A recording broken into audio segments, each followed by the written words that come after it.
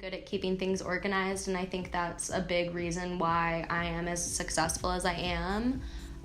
Especially if you have 15 upcoming shows, you got to make sure you know what to do for each of them.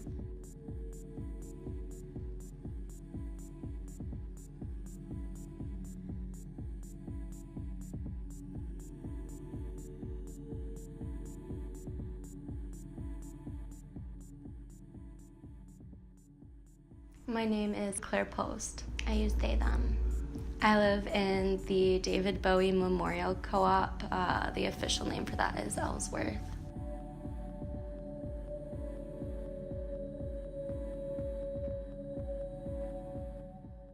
I'm vegan. I've been vegan for 2 years. Beyond that, I was vegetarian for 10. I was one of those kids who got really grossed out by eating meat and thought, like, well, if I'm watching frickin' Charlotte's Web, why am I eating pigs, But my parents are super, super religious. Like, all that they eat is, like, steak and potatoes. And so when I was 10, I started to, like, kind of go on hunger strikes as a kid. I'd be like, nope, I'm not eating that. And my parents were really unsupportive for about the first 2 years, especially because I went to private Lutheran school growing up, and I would get 2 meals a day there, and they didn't really have any vegetarian options. They were similar, you got your meat and you got your veggies.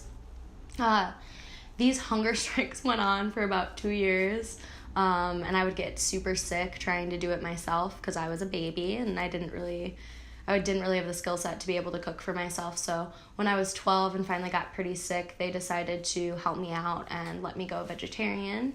And then I went vegan on a couple month-long camping trip.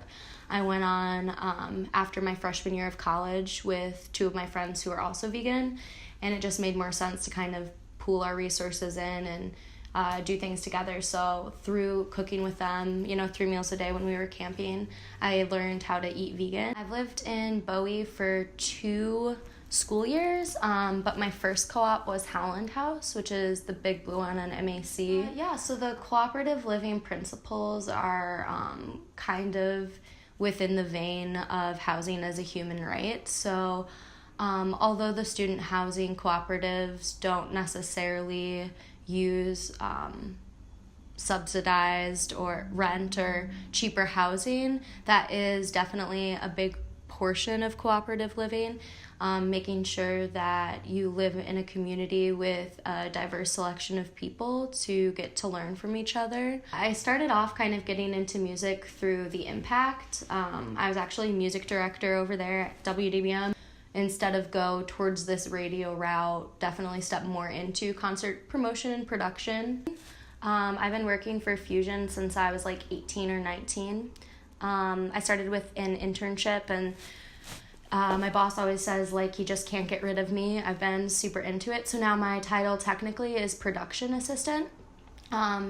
So for Fusion, I work at Max Bar, The Loft, Loving Touch, Pyramid Scheme, and the Crowfoot. Those are the venues I usually am working at. I also co-manage / am the assistant talent buyer over at Max Bar. I pretty much do everything that Scotty books it, my boss, and then I do everything from there. I'm the social media person for Don Giovanni Records, which is a DIY record label. Some of the people that are on it that might be accessible to everyone are Laura Stevenson, Mal Blum, L7 is on it.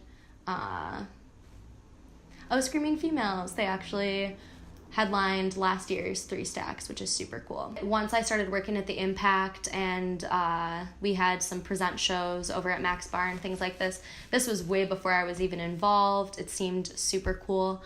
I started hanging out in Lansing a lot more, and when I was a sophomore is when I got my internship at Fusion Shows, which at the time wasn't in Reotown but was over on Washington.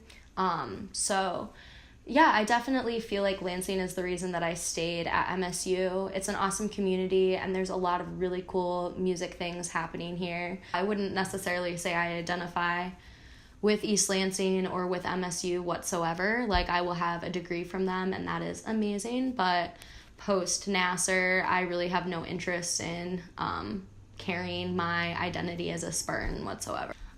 So I think my goal would be to be a production manager, which is basically the manager of the boss of the job that I currently do. I want to do it for a venue that's at least 2,000 cap, I'd say. I don't know how far off that is. A lot of the production managers that I know have got 10 plus years experience, but I am very lucky that I kind of found this as my passion as early as I did, because upon graduating, I will have 3 years music industry experience, which is basically the bare minimum for a lot of production and promotion jobs that you'll be looking for. My first move is to go to Detroit. I want to be there for at least a year. A lot of my friends live there. I'm super into techno, so Detroit's the place to go if you're super into techno. Even if I'm not able to do music full time, a lot of people are unable to do that because there isn't a lot of money in it. I will still be doing it at least part-time, and that's assured for the next year, which is really cool, because even if I have to get like a serving job or buckle down and get a Quicken Loans job, I will still have at least 50% of my time dedicated to continuing this accessibility and making sure that music stays safe for as many people as we can make it safe for.